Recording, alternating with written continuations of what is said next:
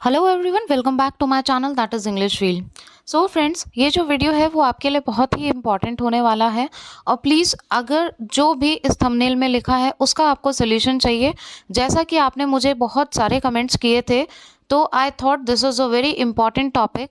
क्योंकि जो new aspirants हैं, जिनका किसी ना किसी वजह से, या फिर और भी जो लोग हैं जिन्होंने ऑलरेडी, जिनके पास एक्सपीरियंस है और इस टीजीटी पीजीटी में अच्छा नहीं कर पाए, तो उनको अब ये जो उदासीनता है या फिर जिस भी नेगेटिविटी को उन्होंने अपना एनवायरनमेंट बना रखा है, उसमें से बाहर आके इस वीडियो को एकदम पॉजिटिव मूड के साथ में आप देखिए। और by the end of the video आपको आपके सारे क्वेश्चंस के आंसर भी मिल जाएंगे, और किस तरीके से सही चीज़ का आपको चुनाव करना है उसका भी रिप्लाई आपको मिल जाएगा। सो एलटी ग्रेड या टीजीटी पीजीटी, आपका क्वेश्चन यही होता है कि मैम सुपर टेट भी आ रहा है, एलटी ग्रेड भी आ रही है, टीजीटी पीजीटी भी आ रहा है, तो फिर इनमें से हम किसकी तैयारी करें, क्योंकि हम तो सबके लिए एलिजिबल हैं। बहुत से लोगों का कमेंट होता है वो सबके लिए एलिजिबल नहीं होते। तो एक ये कन्फ्यूजन बन गया है कि तैयारी किसकी करें, कैसे चुनाव करें कि हाँ, हमें इस कोर्स की प्रिपरेशन करनी चाहिए, क्योंकि तीनों की एक साथ प्रिपरेशन तो हो नहीं सकती है। कौन सी वैकेंसी पहले आएगी उसी के हिसाब से हम तैयारी कर लेते हैं, जो पहले आने वाली होगी उसकी कर लेते हैं, 2 महीने बाद अगर उसके आनी होगी तो उसका हम बाद में देखेंगे।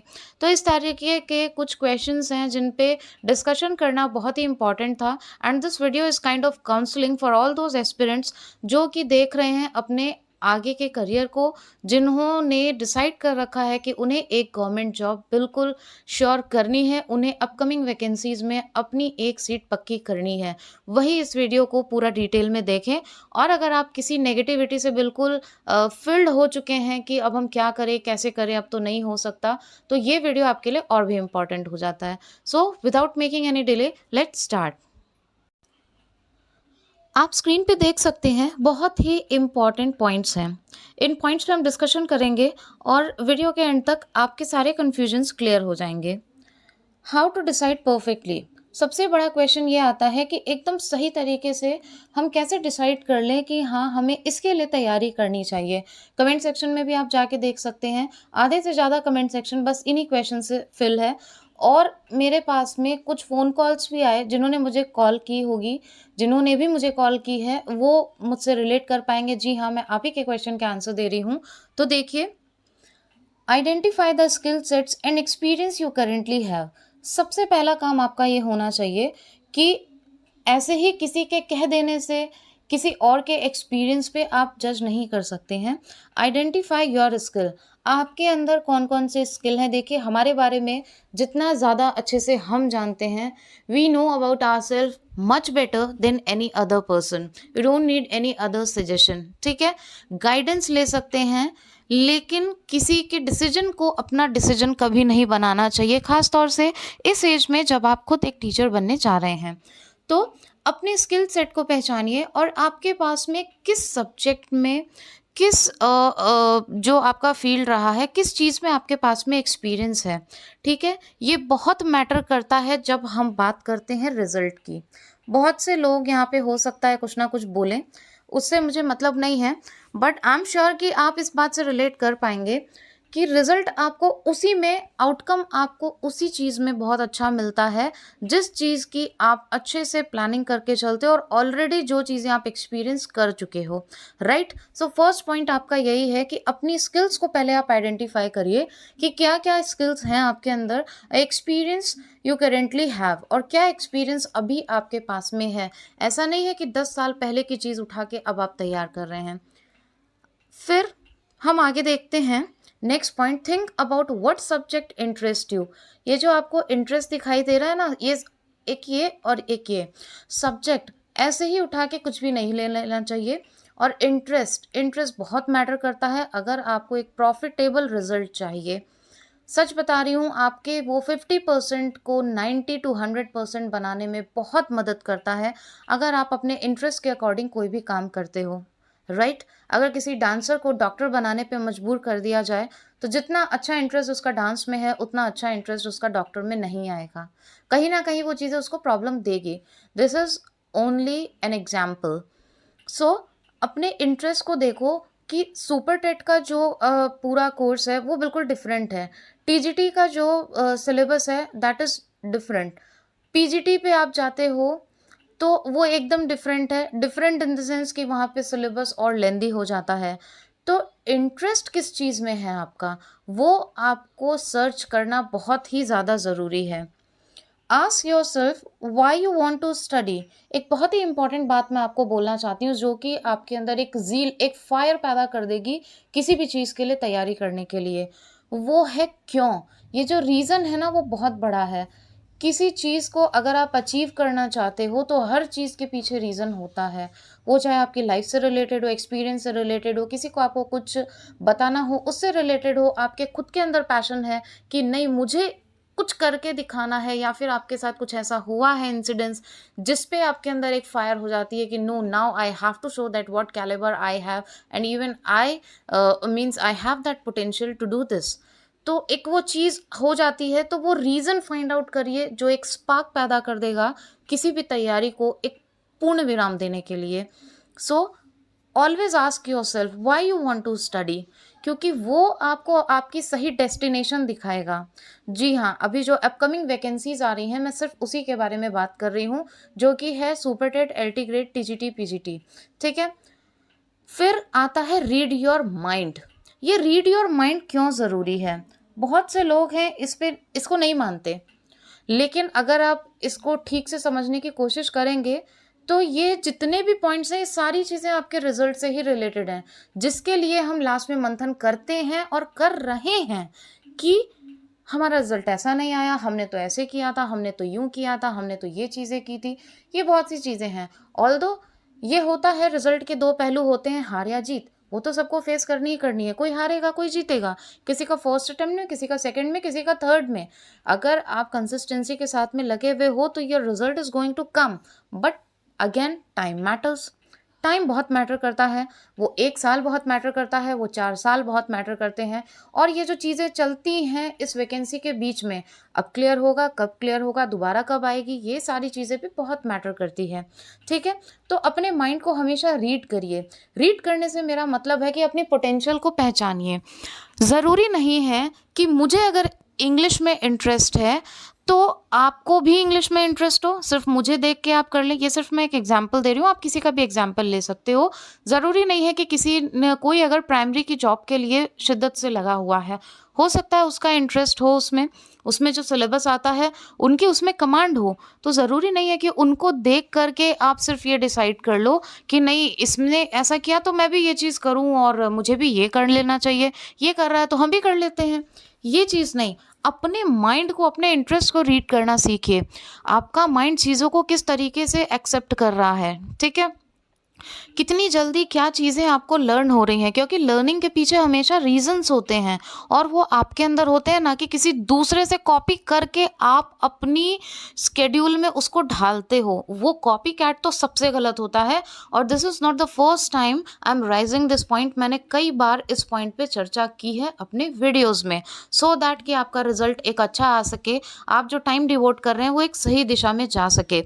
देखिए, डिस्कशन करना इज़ वेरी इजी, बट एक राइट गाइडेंस बहुत ज़रूरी होती है और ये एक्सपीरियंस पे मैटर करता है। तो अपने माइंड को रीड करो। आप टीजीटी के सिलेबस में ज़्यादा कंफर्ट फील कर रहे हो, उसमें बहुत अच्छा कर ले रहे हो, या फिर पीजीटी का जो सिलेबस थोड़ा लेंदी है उसमें आप कंफर्टेबल फील कर रहे हो। क्या आपकी जीएस बहुत अच्छी है कि आपको एलटी में जाना चाहिए, ठीक है, क्योंकि आप सभी को पता है 30 मार्क्स का एलटी ग्रेड का भी आता है। अगर आप पीजीटी में कंफर्टेबल हो तो बिल्कुल आप एलटी भी कर सकते हो। तो बहुत सारी चीज़ें मैटर करती है, इसलिए आपसे ज़्यादा अच्छा आपको कोई नहीं समझता। आप जानते हैं कि आपका माइंड चीज़ों को किस तरीके से कैप्चर कर रहा है और कितनी स्पीड से कर रहा है, राइट। अब हम बात करते हैं दूसरे पॉइंट की, that is do you have proper material. This is the biggest point and you can say this is the peak of your syllabus. Do you have proper material. आपके पास में प्रॉपर मटेरियल है कि नहीं। बहुत सारे लोग कई बार जब एग्ज़ाम आपका चल रहा था टीजीटी पीजीटी का, तो उस टाइम पे काफ़ी सारे मेरे पास में कॉल्स आते थे नोट्स के लिए, ग्रुप में ऐड होने के लिए, टेस्ट सीरीज़ वगैरह के लिए। तो उस टाइम पे मुझे उनसे डिस्कशन के बीच में ये चीज़ सुनने को मिल जाती थी कि मैम हमने कई जगह से लिए लेकिन पूरी चीज़ें नहीं मिली, क्या आप सारी चीज़ें प्रोवाइड करोगे? तो समझ रहे हैं आप मेरे कहने का मतलब ये है कि कहीं आप ऐसा मटेरियल तो नहीं है आपके पास जिसमें आपका टाइम वेस्ट हो रहा है। आई एम नॉट सेइंग कि आप परचेज़ करो इंग्लिश फ़ील्ड से आके नोट्स। मेरा सिर्फ़ एक ही मोटिव है कि किसी का टाइम वेस्ट नहीं होना चाहिए। जो भी लोग अपनी दिशा में प्रयासरत हैं, उनके जो एफ़र्ट्स हैं ना, वो गलत दिशा में नहीं लगने चाहिए। एक छोटा-सा एग्ज़ाम्पल लेते हैं। आज एक छोटा बच्चा है, राइट? 4 से 5 साल का बच्चा है। आप उसको जिस तरीके से गाइड करेंगे, जो चीज़ें प्रोवाइड करेंगे, उसकी जो ग्रोथ है वो उसी के हिसाब से होगी। 2 बच्चे हैं, एक को तो आपने प्रोवाइड की एकदम टेक्निकली और एकदम टेक्निकल मेथोडोलॉजी से उसकी टीचिंग हुई और एक बच्चे को आपने एकदम सिंपल तरीके से वो चीज़ें इंट्रोड्यूस ही नहीं की। तो बच्चा क्या जानता है? वो तो डिपेंडेंट है आपके ऊपर, राइट? तो जैसा आप दोगे वैसी उसकी ग्रोथ होगी, मैटर करता है। इसी तरीके से आपका मटेरियल भी है। जैसा मटेरियल आपके पास में होगा, उसके अकॉर्डिंगली आपकी प्रिपरेशन होगी और उसके अकॉर्डिंगली ही आपका स्कोर भी होगा, राइट? अब इन सब के बीच में टाइम बहुत मैटर करता है, ट्रस्ट बहुत मैटर करता है। आप ट्रस्ट करते हो, मटेरियल लेते हो, समटाइम्स समहाउ इट हैपेंस कि आपको सही चीज़ नहीं मिलती और आपका टाइम वेस्ट होता है और वो राइट गाइडेंस नहीं होती और आप अपने एफर्ट्स लगाते हुए भी 2 स्टेप पीछे रह जाते हैं। आई होप मैं जो पॉइंट आपको क्लियर करना चाह रही हूँ, वो चीज़ आपको समझ में आई होगी। You all are mature enough, आपको ये चीज़ समझ में आनी चाहिए कि क्या सही है, क्या गलत है। इसलिए बहुत अच्छे से पहले मटेरियल को स्टडी करें, ये देखें कि आप कौन से कोर्स के लिए सारा मटेरियल आपके पास में है, नोट्स आपके पास में है। और एक चीज़ मैं हमेशा कहती हूँ, चाहे दुनिया के किसी भी कोने से आप नोट्स ले आइए, वो नोट्स हमेशा दूसरे के ही रहेंगे। आप उससे गाइडेंस ले सकते हो, आप एक राइट ट्रैक पे जा सकते हो, but then also please put your own efforts for your mind, for your career, for your better learning, for your better result. खुद से बनाइए, उन्हीं नोट्स को रिक्रिएट करिए जिससे कि आपको बहुत अच्छा समझ में आए और आपका रिजल्ट बहुत बेहतर हो। अगर आप सेल्फ एफर्ट नहीं डालते हो किसी नोट्स में तो दूसरे के नोट्स आपके इतने काम नहीं आ सकते। ठीक है? बाकी आपके जो व्यूज़ हैं आप बिल्कुल कमेंट सेक्शन में दीजिएगा, मैं उनको भी देखूँगी और फिर हम एक नया वीडियो बनाएँगे। तो ये हमेशा देखिए कि क्या आपके पास में प्रॉपर मटेरियल है? नहीं है तो आप किन चीज़ों के लिए आपके पास में रिसोर्सेज अवेलेबल हैं कि आप उसको कलेक्ट कर सकते हैं। So this is our next point, collection of resources. ये जो मटेरियल है, ये जो स्टडी मटेरियल है और वो एग्ज़ाम ओरिएंटेड होना चाहिए अगर आपको सही दिशा में एग्ज़ाम क्रैक करना है।